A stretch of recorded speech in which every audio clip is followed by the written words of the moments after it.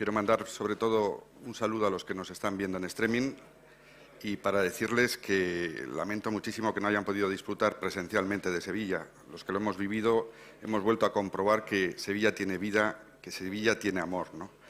Es un llamamiento para que visiten la ciudad porque está de emocionar. En segundo lugar, mi presencia aquí se corresponde con un convenio que tienen dos ciudades hermanas, que son Sevilla y Bilbao. Es un convenio profesional que lo que pretende es transmitir entre ambas entidades buenas prácticas, intercambios profesionales y participar de los valores de la gestión de la vivienda pública en alquiler. Gracias, Felipe, por esta invitación y este reconocimiento a Bilbao. Estamos aquí con tres primeras espadas. No sé, no creo que haga falta perder mucho tiempo en presentarlos. Yo creo que sabéis de dónde viene cada uno de ellos, pero sí que me gustaría que nos dijeran en qué están imbuidos actualmente, ¿no? En qué están trabajando. Juan Casares, que es el presidente de Concovi, que es una confederación de cooperativas. Juan, de España. ¿En qué estás ahora metido?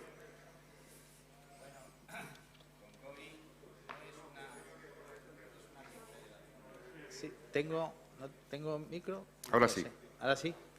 Bien, Concovi no es una asociación que se dedica a proteger la vivienda o a hacer vivienda, a promover vivienda. No, Concovi es la confederación, perdonadme que hable con mucho orgullo de ello, ¿no? Pero es la Confederación de Cooperativas de Vivienda y Rehabilitación de España y es el único agente social reconocido por el Estado español en esta materia. Es decir, somos el agente que reconoce el Estado para hacerle la consulta a la hora de aprobar cualquier plan estratégico de vivienda, como por ejemplo el Plan Estatal de Vivienda, la recién publicado borrador plan estatal de la Ley de Vivienda y todas aquellas herramientas legislativas o normativas que afecta a la política social de vivienda. Por lo tanto, la Confederación de Cooperativas de Viviendas de España, Concovi, que está formada por su federación territorial en todas las comunidades autónomas, yo tengo el honor también de presidir la territorial de la Comunidad de Madrid, lo que hace es defender en materia de vivienda la vivienda social, la vivienda sin ánimo de lucro y de entre los tres promotores que existen en España, el promotor público, el promotor inmobiliario y el autopromotor, nosotros representamos junto con la UBS, con Jerónimo Escalera, en Bruselas a las entidades que sin ánimo de lucro, buscando un objeto social, pues defienden ese tipo de políticas, que son los promotores públicos y nosotros. Gracias, Juan. Eduardo Martínez Zúñiga, pues no sé, tengo aquí su currículum, me costaría acabar, ¿eh? Bueno, él es arquitecto y ha ocupado una posición de relieve incluso en la propia Envisesa, donde llegó a ser presidente de la sociedad sevillana. Lo ha dicho antes su compañero de empresa y es el Premio Andalucía al Urbanismo 2021 en la 5ª edición a la trayectoria profesional. Cuando he leído esto me ha venido a la mente que los gestores de vivienda pública en alquiler para mí son héroes y heroínas, auténticos. Están sometidos todos los días de su trabajo a un servicio público, porque así lo creen, y están sometidos a miles de tensiones, ¿no?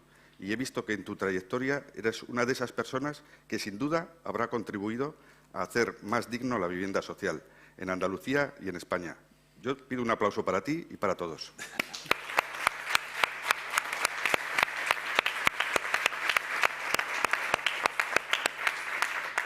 Eduardo, ¿quieres decir algo sobre en qué estás metido ahora? Sí, muy brevemente. La trayectoria realmente comienza en la propia escuela en la que fui profesor durante mucho tiempo, casi más de 30 años, pero me tocaron la fibra sensible y me dejé llevar en un momento profesional bueno, me dejé llevar más por el corazón que por la cabeza y me impliqué en la vida municipal. Fui director técnico de la Gerencia de Urbanismo durante 2 años y casi sin darme ni cuenta, a los 2 años me nombraron gerente y lo que iba a ser una aventura temporal de compromiso personal con el entonces delegado de urbanismo se convirtió en 9 años largos de compromiso con la ciudad, que bueno, fui para un rato y me llevé eso, 9 años. Allí aprendí muchísimo, muchísimo, completé muchísimo la formación del ejercicio libre en la profesión, y cuando acabó aquella etapa, en una transición relativamente rápida, durante un año, fui presidente de Envisesa. Bueno, más como una continuidad, una transición a la vuelta al mundo de la vida profesional liberal. Finalmente, como en la última etapa lo que había dedicado básicamente era a temas de gestión urbana, pues el trabajo que me salía como ejercicio libre era precisamente ese, el de la gestión, y aplicar pues los conocimientos que afortunadamente había ido asimilando de la experiencia administrativa en la gerencia. He estado trabajando y sigo haciéndolo con Galia Grupo Inmobiliario, promotora local, con ámbito regional básicamente, aunque también hacemos nuestros pinitos fuera de la autonomía e incluso fuera de España. Y desde hace, anoche lo miraba, casi 10 años ya, estoy colaborando con Gaesco como asesor técnico y prestando pues precisamente la faceta profesional que de alguna manera complementa a gerente, que es un monstruo, como habéis visto, con muchos kilómetros y muchísima capacidad de acción, está en todas, pero bueno, como es tanto el campo que se abarca, la necesidad de aportar algunos aspectos técnicos, pues él siendo ingeniero, la respuesta es inmediata y por tanto formamos un tándem del que yo estoy realmente muy satisfecho y que me permite, además, pues representando a Gaesco y a las entidades de la Confederación de Empresarios de Sevilla, formar parte del Consejo Económico y Social, de la Comisión de Seguimiento del Plan General, de la Comisión de Licencias semanalmente, de la Comisión Local y Provincial de Patrimonio. En definitiva, que no me aburro, que hago muchas cosas y que disfruto muchísimo haciéndolas. Gracias, Eduardo. Y del plan de vivienda también, ¿no?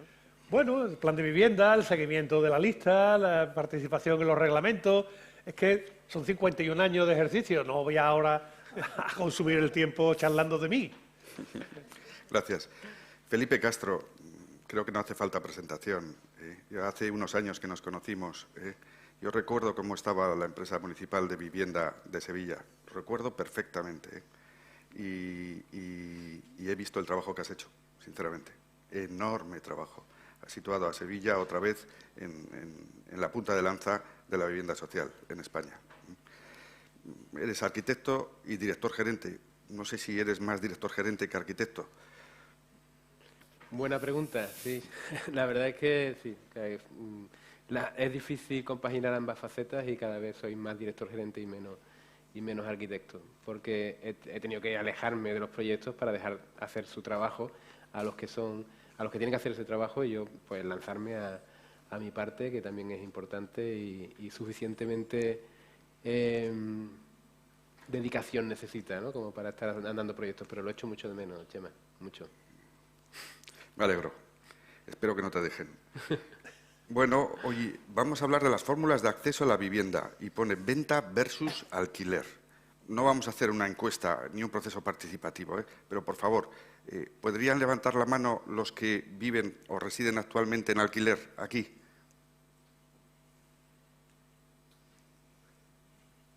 Cuatro personas. Bueno, yo creo que estamos unos 120 o así, ¿no? Esto me lleva a pensar varias cosas, y me vais a dejar que provoque un poco, para que puedan debatir. La primera, que en el alquiler están las 3 Ds, ¿no? Los destinados, es decir, la gente que por cualquier motivo tiene que cambiar de ciudad o trasladarse, los desheredados, aquellos que no pueden acceder a la vivienda, y los diversos, los vocacionales, aquellos que tienen una vocación de vivir en alquiler, ¿no? Y esas 3 Ds se me ocurría que estaban totalmente equiparadas con 3 conceptos que han llegado, ¿no? Los destinados a la vivienda asequible. De repente hemos abierto un nuevo concepto para dar cabida a personas que son esencialmente trabajadores y trabajadoras, y que se han movilizado, incluida la inmigración, que es muy importante o cada vez más importante. Teníamos los desheredados, donde está la administración pública, son los vulnerables, son los excluidos socialmente, ¿eh? Y ese es un producto genuino nuestro, aunque ahora estamos deduciendo si tienen cabida también la vivienda asequible, porque necesitamos financiarnos, también necesitamos financiarnos, ¿no? Y, por último, están los diversos, los que quieren o desean vivir en alquiler, y a eso se les suma otro grupo de personas que probablemente han bajado de estatus, que son ciudadanos muy urbanos, ciudadanas muy urbanos, que vienen de la burguesía y los que se quejan por los precios desorbitados de los centros de las ciudades, ¿no? Y entonces, para dar cierta cabida a eso, hemos inventado los precios de referencia y el control de alquileres, porque también tienen derecho. Y ahí lo dejo. Y, por otro lado, está la venta. Pues bueno, la mayoría de los que estamos aquí hemos podido comprar porque el mercado hipotecario pues lo admitía, lo toleraba, pero la crisis inmobiliaria, que primero ha demonizado la compraventa, sobre todo desde lo público, y luego ha constreñido el mercado, porque ahora el legislador a las entidades financieras para otorgar hipotecas les exige unos rangos de seguridad que antes no existían, ¿no? Pero eso, ¿dónde ha repercutido? En las personas que quieren acceder a la compra, ¿no? Que tienen menos posibilidades porque tienen que haber ahorrado un 30%. Es decir, en esta fotografía es donde en 30 minutos no vamos a solucionar nada y, Juan, es tu turno. Muchas gracias. Bueno, lo primero que quiero decir, que con esta demostración que has hecho muy gráfica, lo que voy a intentar consumir mi poquito tiempo que tengo es en la problemática, porque la problemática está a todas luces, o la asignatura pendiente a todas luces está en el alquiler, ¿no? Todo el mundo aquí hoy se ha manifestado diciendo que la inmensa mayoría vive en una vivienda en propiedad.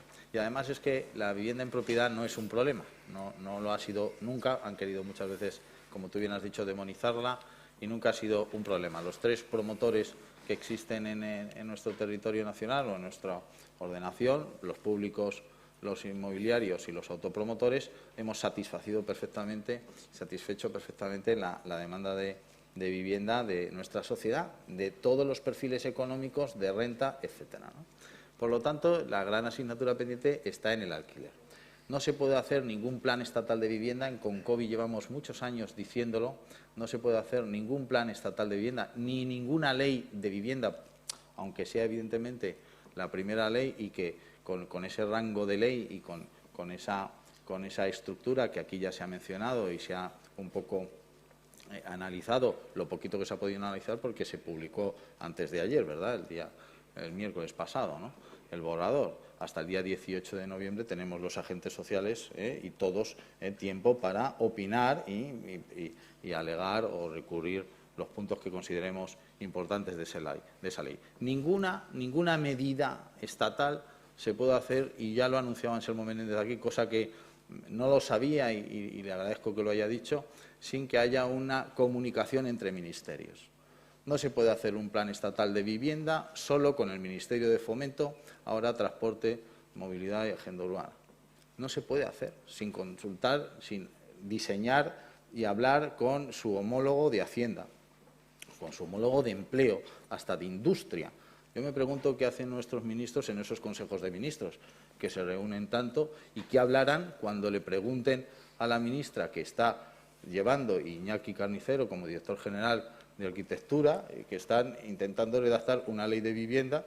¿Cómo van a hacer una ley de vivienda eficaz si no se han puesto, no han hablado entre ellos de cómo hacer una medida fiscal para esa ley de vivienda, por ejemplo, ¿no? O sea, vamos como pollos descabezados y cada uno por nuestro lado, y nunca será eficaz la vivienda, una materia, un sector complejísimo, si no aunamos fuerzas, si no hablamos con total soltura y con total confianza entre los agentes sociales, el sector privado y, por supuesto, entre ellos, entre las diferentes administraciones. Nosotros estamos convencidos de que la Administración no está ni puede estar sola. Pedirle a la Administración que resuelva el problema del parque de vivienda de alquiler es una auténtica barbaridad. E intentar que algunas administraciones, por una cuestión ideológica, que no lo sé, no entramos en Concovi, somos absolutamente apolíticos, o por alguna cuestión de celo político, o celo de rivalidad, intenten decir que ellos se van a encargar de hacer o de resolver el problema de la vivienda solos, vosotros, me parece una auténtica barbaridad. La Administración necesita la colaboración público-privada. La anterior mesa, que ha sido interesantísima, por cierto, he aprendido muchas cosas, para poder cumplir con el objeto social que se persigue. La gente necesita confiar en sus políticos, en sus entes públicos y también en sus entidades privadas. Nosotros, desde Concovi, como agente social, repito, y reconocido por el Estado en 4 leyes, por la ley que se rige la economía social, que la impulsó y la aprobó Zapatero, por eso siempre nosotros decimos que nosotros no formamos parte del sector inmobiliario. Las cooperativas formamos parte del sector de la economía social, que además está regulada por una ley específica para nosotros. Es verdad que si nos suben el ladrillo nos afecta igual, pero somos otra cosa, perseguimos otra cosa, y hoy se ha hablado aquí, y me ha encantado escuchar esa intervención de aquel caballero que está allí, hablar de la persona por encima de todo, ¿no? Ese es el objetivo, intentar ayudar a la persona. Decía mi padre, en paz descanse, que no hay nada nuevo bajo el sol. Dice, hijo, no creas que vas a inventar nada. Mi padre fue un presidente histórico, impulsó miles de cooperativas y entregó, miles de viviendas y entregó miles de viviendas solo en la Comunidad de Madrid. Mi padre no salió, nosotros estamos intentando representar y defender el cooperativismo fuera de la Comunidad de Madrid. Me refiero a nosotros, a mi familia, a la segunda generación.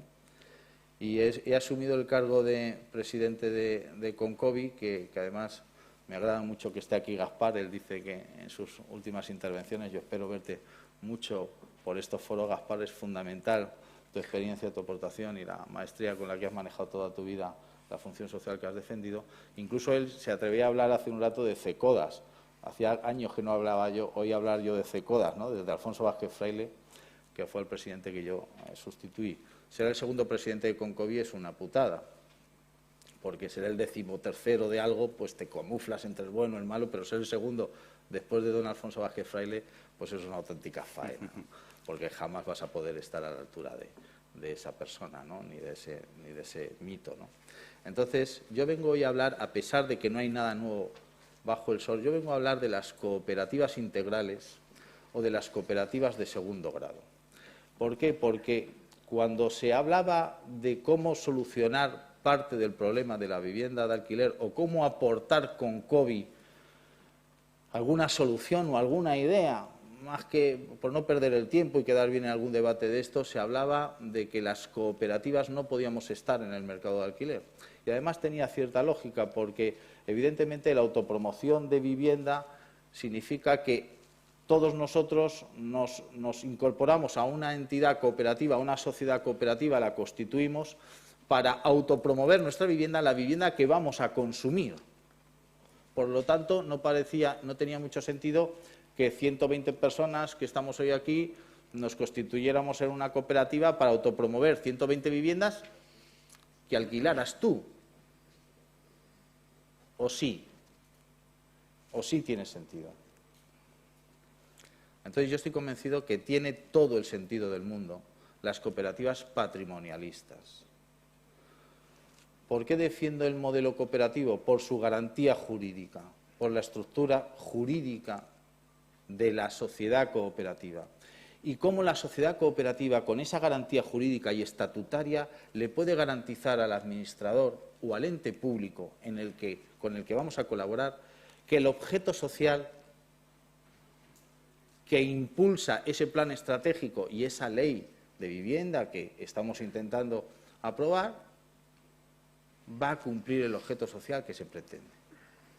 Decía don Alfonso Vázquez Fraile que los convenios estaban para no cumplirlos y los pliegos de los concursos pues luego están para revisarlos al alza y aquello nunca se cumple lo que decía el pliego y para lo que redactó el técnico, el jurídico municipal o el autonómico o el estatal.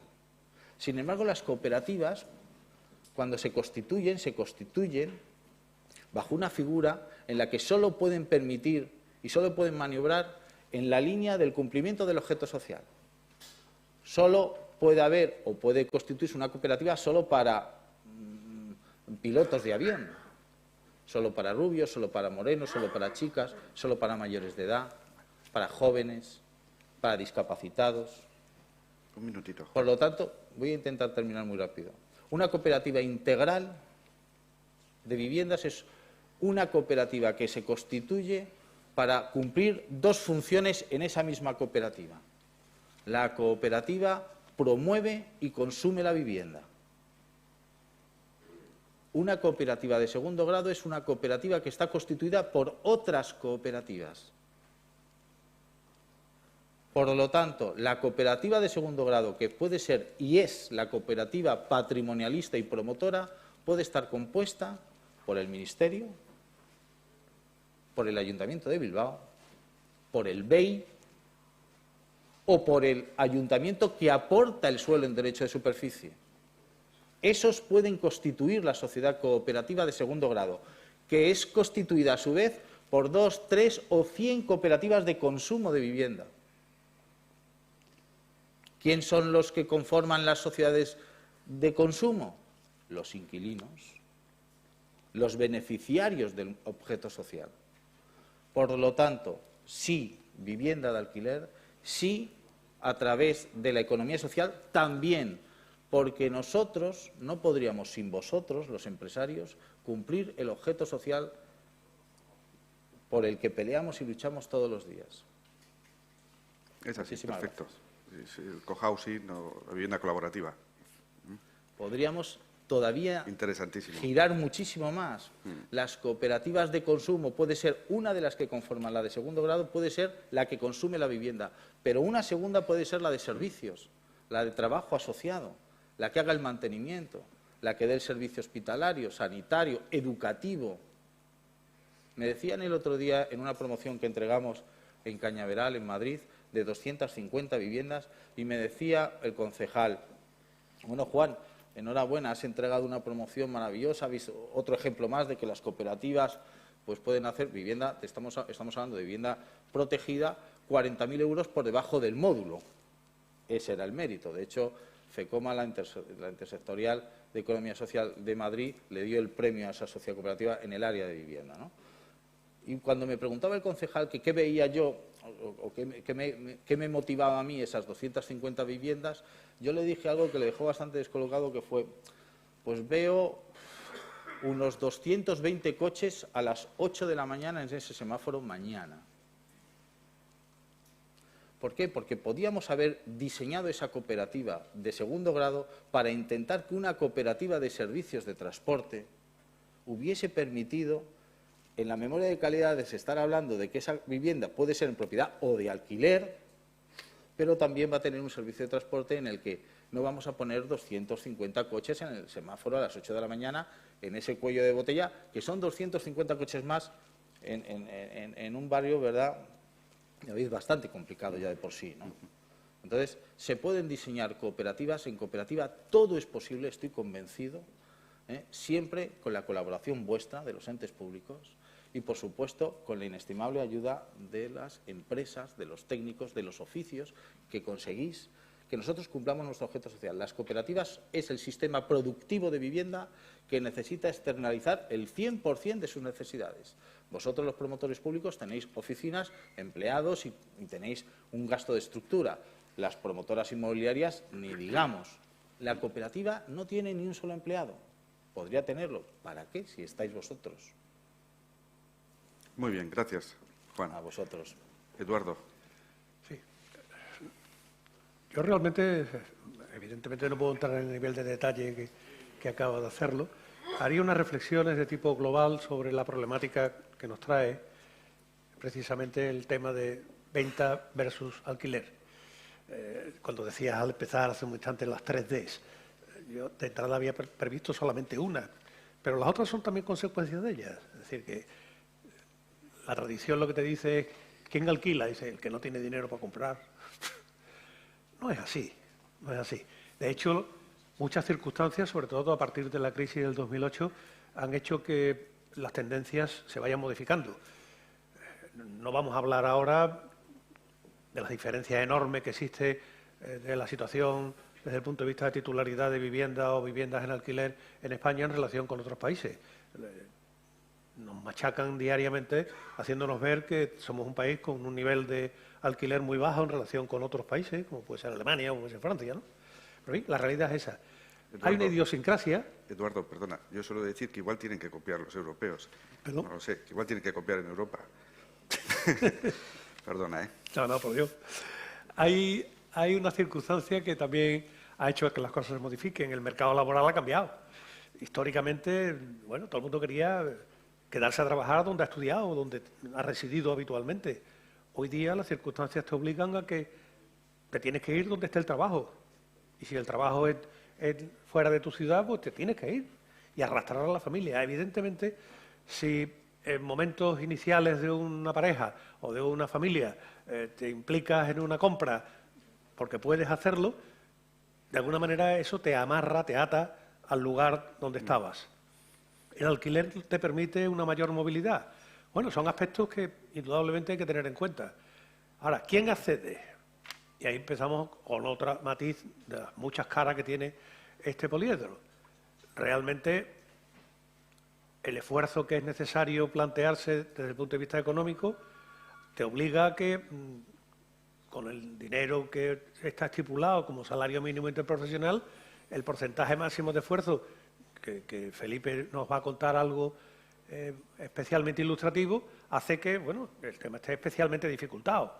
Claro, alguien decía en el Twitter, Burón, creo que estaba hablando sobre la problemática que había escuchado muchas veces en esta jornada, en estos días, de que, bueno, las sociedades municipales o las empresas públicas de vivienda no tienen problemas de cuenta corriente ni de cuenta de resultados. ¿Cómo que no? Claro que sí. Evidentemente no es el mismo problema que una empresa privada, claro que no, pero aceptando de entrada que la empresa pública, la empresa de servicio, y en muchos aspectos yo entiendo que una empresa de vivienda es una empresa de servicio, son conceptualmente deficitarias. Es decir, que van a tener que estar constantemente arrimándole recursos. Yo no puedo pensar en un Tucson o en un Lipasan con un saldo favorable. En Visesa hacen filigranas mortales. Y en la última etapa me consta, lo sé, lo he vivido, lo he aplaudido porque he visto, como decía antes, un cambio sustancial de filosofía de actuación respecto a lo que es en Visesa y lo que puede y debe hacer en Visesa. Ha entrado Savia Nueva con muchas ideas absolutamente distintas y que están ofreciendo una panoplia, un abanico de posibilidades inmenso, atendiendo aspectos que tradicionalmente se ignoraban o no se echaban ni cuenta. Ahora se están haciendo. Claro, ¿estamos haciendo trampas al solitario? ¿Por qué me pregunto eso? Porque la mayor parte de los inscritos en el registro de demandantes tienen unas condiciones de capacidad económica mínima, enormemente difícil que puedan tener ingresos suficientes como para poder satisfacer ni siquiera en alquiler alguno de las promociones. Claro, evidentemente, ¿por qué me pregunto lo de la trampa al solitario? Porque para poder atender a esos demandantes, otras entidades del propio ayuntamiento, otros organismos, otras responsabilidades desvían o hacen llegar fondos que permiten compensar los alquileres radicalmente bajos. La Junta de Andalucía también, a otro nivel, también está ayudando precisamente a completar la necesidad de cubrir un mínimo desde el punto de vista de alquileres. Tanto es así que en el plan VIVE hay un análisis hecho del periodo de tiempo de las inversiones y se ve que durante una primera etapa hay un incremento de ayudas al alquiler, mientras que hay relativamente pocas ayudas a la adquisición y mientras que va cambiando a lo largo del año, reduciéndose de alguna manera la ayuda al alquiler, porque entiendo que bien en alquileres sostenibles, en alquileres perfectamente asimilables o un régimen de venta también a precios asequibles, deben de ir equilibrándose los sectores y puede ir invirtiendo menos en un concepto para ir cargando las tintas en otro. Bueno, y eso es así, o por lo menos la lectura que se hace es de esta. ¿Qué es lo que está ocurriendo?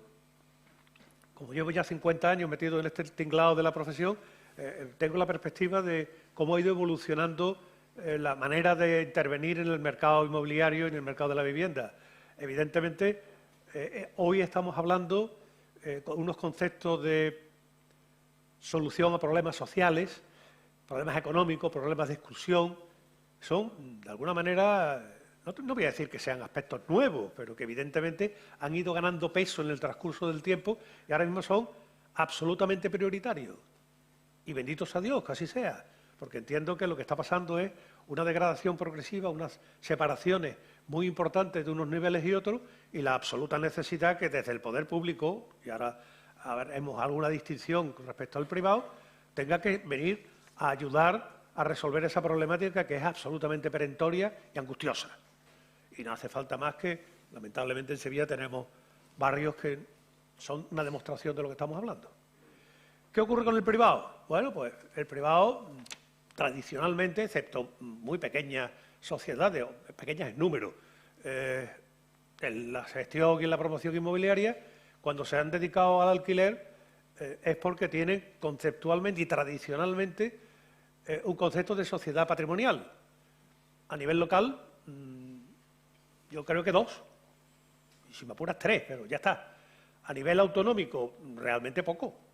¿Qué ocurre? Pues que estamos hablando de un sector en el que, salvo las grandes sociedades, hay un predominio de pequeñas y medianas empresas que necesita cerrar el ciclo para volver a reinvertir. Y entonces son promociones controladas, más pequeñas, pero destinadas a la venta.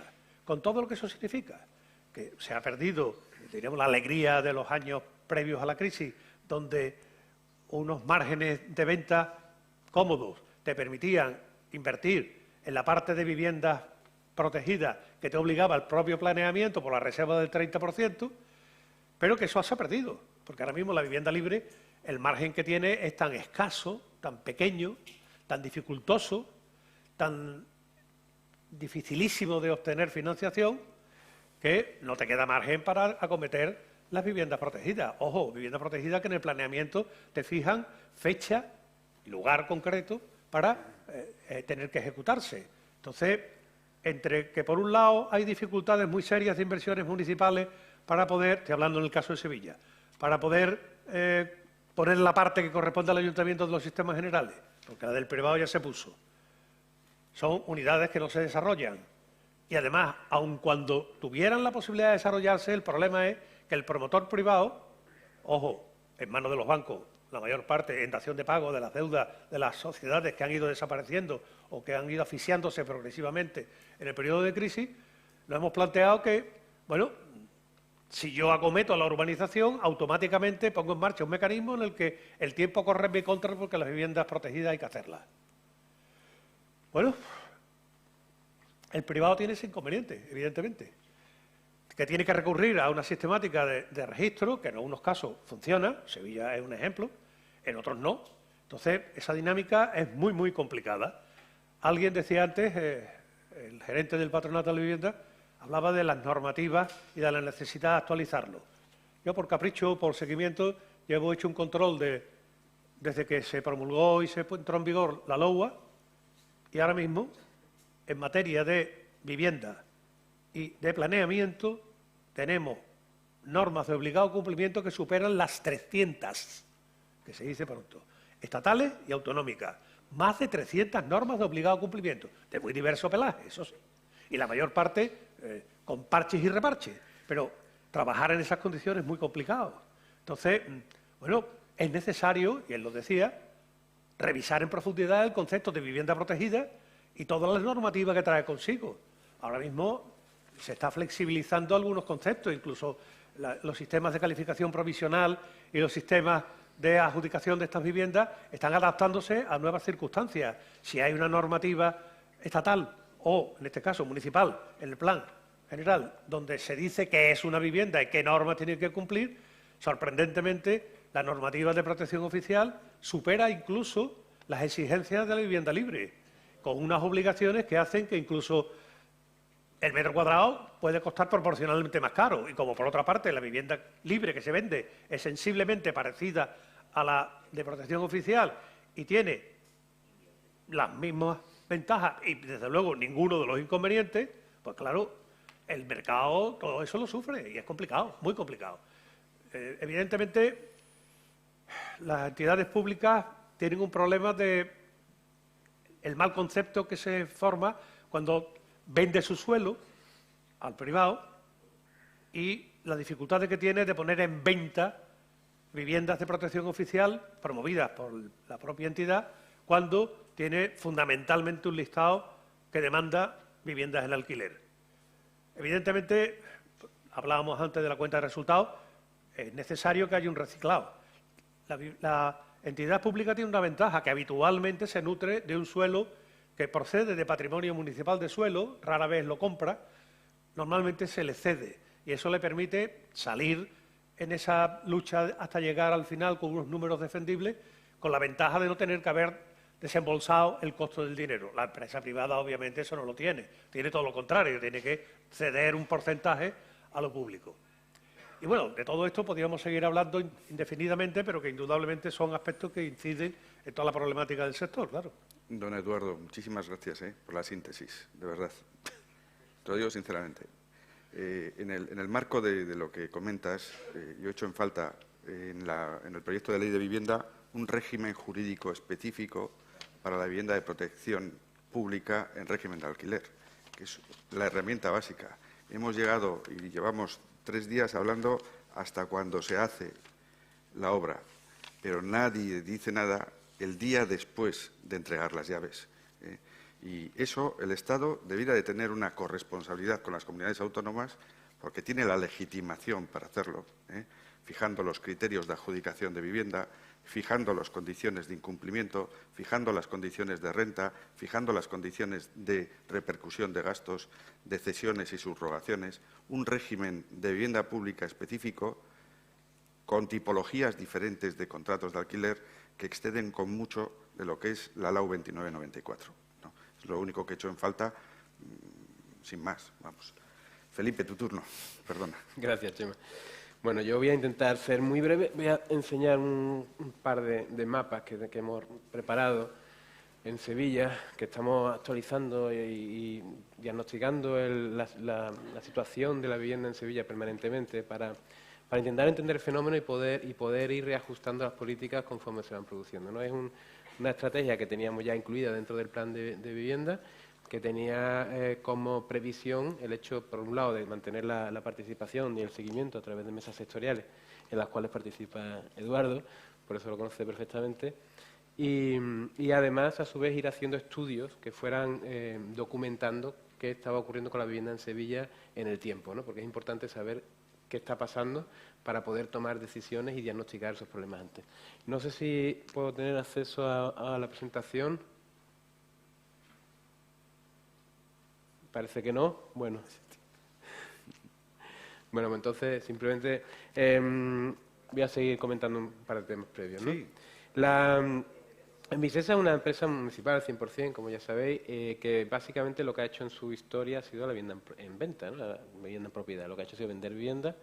Envisesa ha promovido a lo largo de su historia en torno a algo más de 21.000 viviendas y casi todas ellas se han vendido. Estamos hablando de que ahora mismo tenemos 2.800 viviendas en alquiler frente a las 21.000 que hemos promovido. Y eso, bueno, pues realmente ha tenido su utilidad. Ha servido para que amplias zonas de Sevilla tengamos, y mientras mantiene la calificación, un mercado intervenido que está permitiendo que las familias sigan adquiriendo viviendas y que la gente joven, sobre todo, pues tengan viviendas de emancipación. Porque son viviendas usadas que sirven para gente joven que quiere, que necesita una vivienda y que puede obtenerla en propiedad porque está calificada aún, ¿no? Entonces tenemos un mercado que es razonablemente amplio y que, sin embargo, está menguando, ¿no? Estamos viendo cómo la descalificación de esa vivienda en propiedad está alterando también, a su vez, los precios en venta de esas zonas y, a su vez, tensionando los precios en alquiler. O sea, que tiene vasos comunicantes y lo que es malo para una parte del mercado es malo para el otro también, ¿eh? O sea, si no somos capaces de bajar el precio en venta, tampoco bajamos el precio en alquiler, porque están íntimamente relacionados.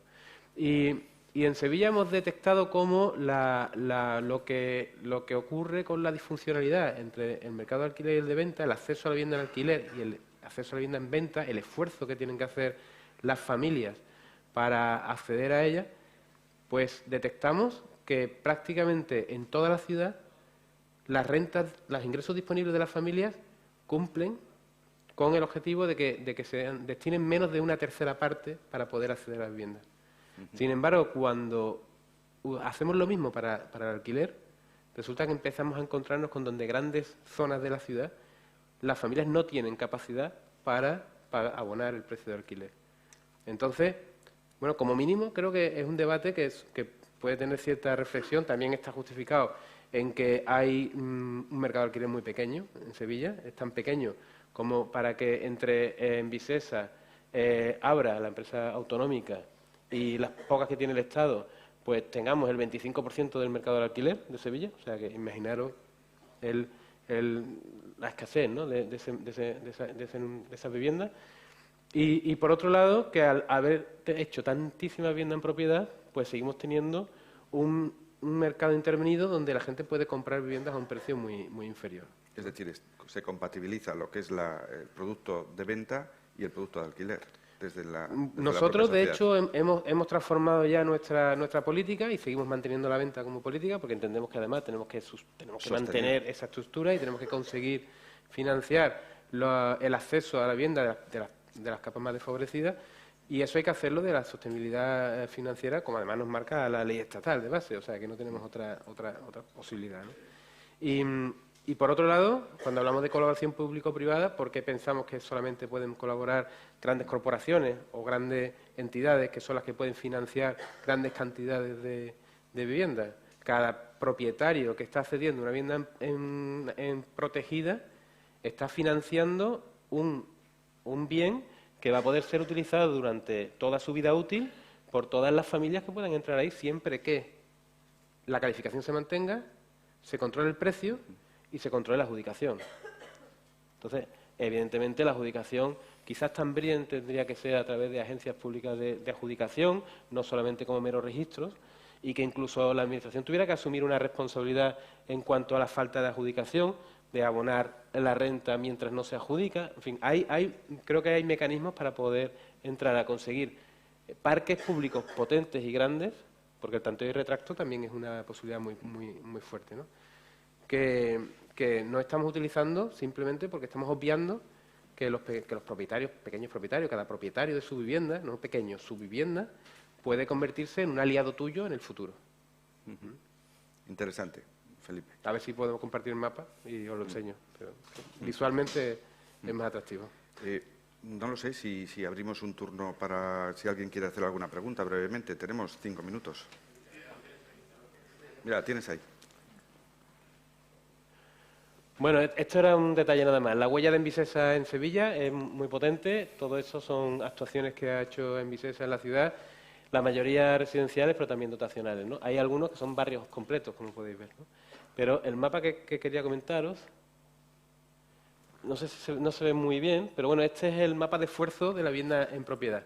Veis que hay 3 barrios que están por encima del 33%, no se ven los números, pero están escasamente en el 35%, no están muy altos, están en una franja bastante aceptable. Salvo en zonas concretas, que además es curioso, donde hay mayoría de vivienda pública. La vivienda pública, el alquiler, altera la estadística y hace que el acceso a la vivienda en propiedad pues sea más difícil, ¿vale? Porque aquí hay zonas donde hay miles de viviendas públicas. Y esto es lo que ocurre con el esfuerzo para el acceso a la vivienda en alquiler en Sevilla. Vemos que el mapa se ha multiplicado. Tenemos muchísimas más zonas donde es más difícil obtener una vivienda y además en alquiler, que es precisamente donde tienen que llegar aquellas familias que no pueden acceder al mercado en propiedad, ¿no?, bajo ningún concepto. Luego, y además, casualmente o no, son las zonas donde la renta per cápita es más baja, no en los centros tensionados, ¿no? Incluso dentro de la corona central, donde está el centro histórico de Sevilla, el único barrio que tiene esa dificultad está en la zona norte, en el barrio de Feria, que tradicionalmente es donde menor renta per cápita ha habido en Sevilla dentro del casco, ¿no? Es decir, bueno, yo creo que como mínimo da para un debate, aunque hoy no es el día, creo. Sí, eso es. Gracias, Felipe. No sé si alguien quiere hacer alguna intervención, alguna pregunta. Si no, pues concluimos con este aperitivo antes del plato estrella. yo creo que se merecen un aplauso. Muchas gracias.